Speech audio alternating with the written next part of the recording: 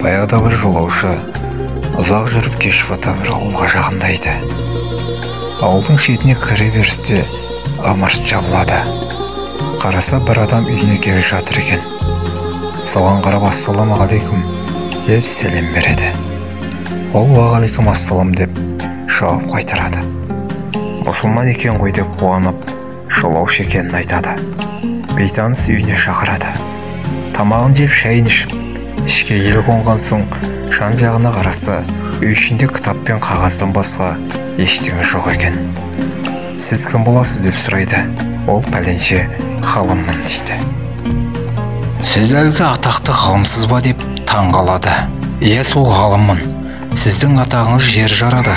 Мен сізді бір зәулім сарайда тұратын шығар десем, сіз қарапайым үйде тұрасыз. Сіздің үйде кітаптан басқа түк жоқ қой дейді. Сонда әлгі ғалым, сенде де түк жоқ қой, бір дорбаңнан басқа дейді. Жолаушы, сіз қызық екенсіз, мен жолаушымын. Маған дүние не керек? Дорбама тек керек заттар, орамал, сабыным, бір үзім наным бар. Бір қаладан екінші қалаға бара жатырмын дейді. Сонда әлгі ғалым, маған да дүние не керек? Мен де жолаушымын. Бесіктен шығып ақыретке кетіп бара жатқан деп жауап беріпті. Рас, бәріміз де жолаушымыз ағайын.